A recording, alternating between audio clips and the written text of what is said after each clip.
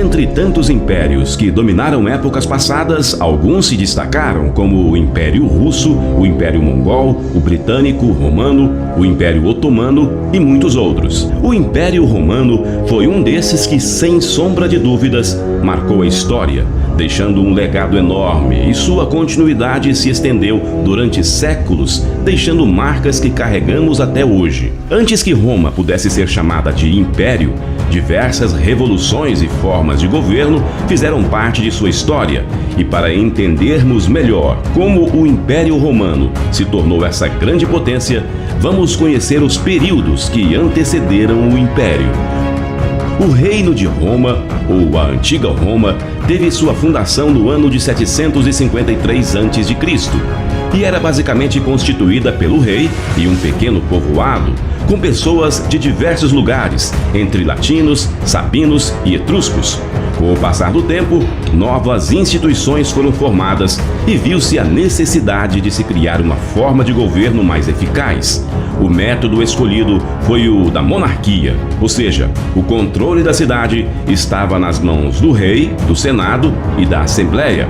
Esse período durou muitos anos, até que mais tarde, em 509 a.C., quando, por causa de problemas envolvendo o rei de Roma, Tarquínio o Soberbo, foi destituído pelo Senado, dando início à fase republicana. A princípio, tudo era controlado pelo Senado, Assembleia e outro órgão chamado de Magistratura, que era responsável por aplicar as leis. Desses três, o Senado era o que detinha o maior poder, e foi nesse período, e não no Império, que Roma teve um enorme avanço em expansão territorial e na conquista de mão de obra escrava, que foi um dos pontos fortes da economia. Mas o que parecia ser algo bom e duradouro, com o crescimento exorbitante da civilização, o Senado se viu diante de uma crise, a ponto do poder republicano não conseguir mais administrar a nação.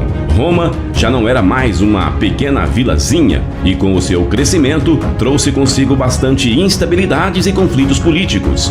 E é aí que surge a ideia de criar o triunvirato, que nada mais é do que a escolha de 3 líderes poderosos e influentes pelo Senado para solucionar os problemas da época. Uma dessas pessoas acabou se destacando sobremaneira, que foi o líder militar Júlio César, que, acompanhado de Pompeu o Grande e do político Crasso, continuaram a comandar a República Romana.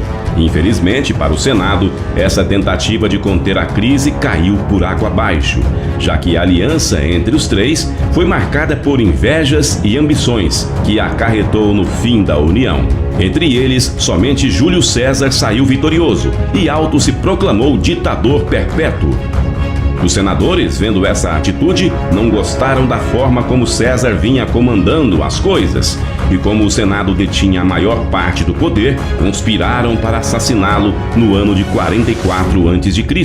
De maneira suja e fria, Júlio César foi esfaqueado ao menos 23 vezes pelos próprios membros do Senado em um complô.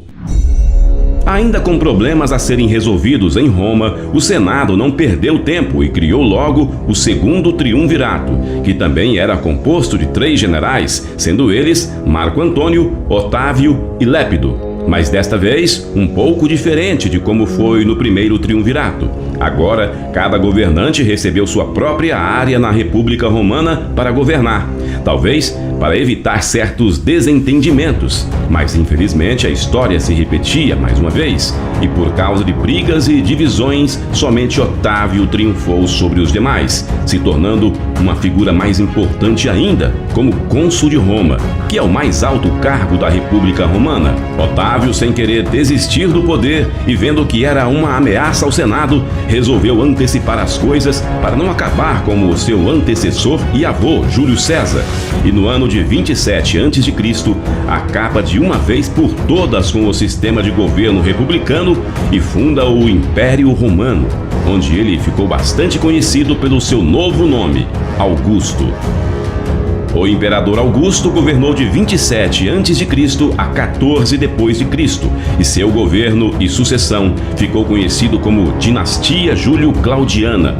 Nesse tempo, mesmo Roma tendo já conquistado quase todo o Mediterrâneo, foi a partir do seu governo que novas leis foram instituídas e uma nova forma de ascendência se mostrava cada vez mais eficaz, trazendo estabilidade política e econômica para o Império Romano.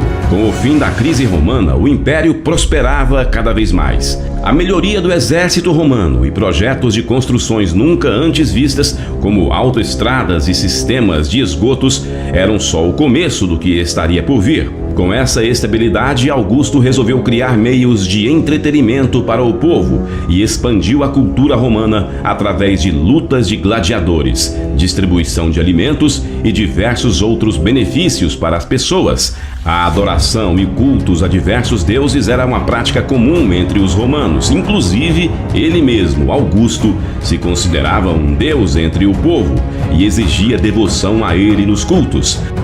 Suas leis e decretos fizeram toda a diferença para que a continuidade do império se desse ao longo dos séculos. Esse período ficou conhecido como a Pax Romana ou Paz Romana. Até mesmo os povos dominados pelo império se viram em um ambiente acolhedor, já que estavam debaixo da proteção de Roma. Um fato super interessante é que foi nesse mesmo período que Cristo viveu aqui na Terra, entre os reinados do imperador Augusto e Tibério César. O imperador Tibério governou entre os anos de 14 e 37, e se você observar bem, foi já no finalzinho do reinado de Tibério que Jesus começou seu ministério. Nessa época, Jerusalém e a Palestina estavam debaixo do poder romano e, dentre tantos motivos, os judeus não queriam Jesus por lá, já que multidões de pessoas seguiam a Jesus e poderiam causar uma revolução contra os romanos, comprometendo a paz estabelecida pelo Império. Mas diferente de como alguns seguidores de Cristo pensavam, não foi bem assim. Alguns anos se passaram e com o surgimento do cristianismo, que crescia rapidamente, as coisas de fato pioraram muito, pois de um lado tínhamos romanos que prestavam culto a vários deuses e ao próprio imperador, e do outro tínhamos os cristãos, que são monoteístas e não iriam se curvar em adoração ao imperador. Esse foi um dos períodos mais sombrios da história, onde o imperador declarou os cristãos como inimigos do Estado. As perseguições se tornaram comuns e cada vez piores. Zombarias, apedrejamentos e formas cruéis de morte, como jogar os cristãos aos leões dentro dos coliseus, servia como entretenimento para o povo romano. Os tempos se passaram e, dentre tantas idas e vindas, somente mais tarde, em 13 de junho do ano de 313, durante o reinado do imperador Constantino, que foi proclamado um império neutro em relação ao credo religioso. Ainda entre os séculos 2 e 3, Roma já não era mais a mesma, e com o fim da expansão e conquista de novas terras, a instabilidade se instaurava. A corrupção, assassinatos e crise econômica assolou o império de tal maneira que diversos imperadores assumiam o poder, mas não ficavam ali por muito tempo, já que eram mortos por causa de conspirações e sede pelo poder.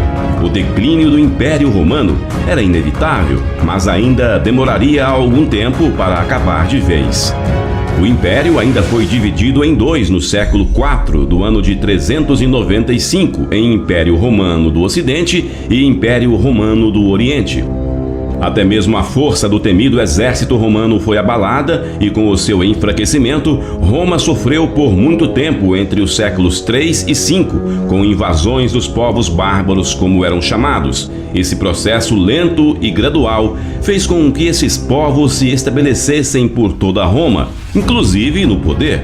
Essa foi a gota d'água. O Império Romano do Ocidente foi o primeiro a desmoronar, em 476 d.C.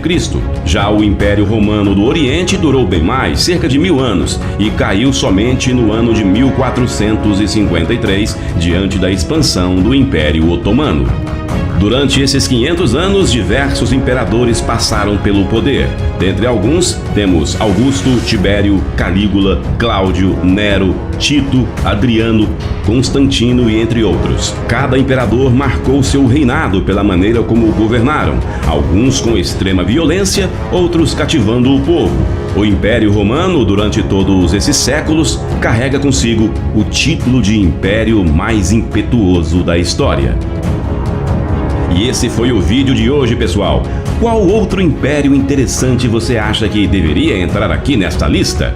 Responde pra gente aí nos comentários. Então, não se esquece de se inscrever no canal, largar o like no vídeo e também ativar o sininho de notificações. Assim você fica sempre por dentro quando enviarmos um outro vídeo novo.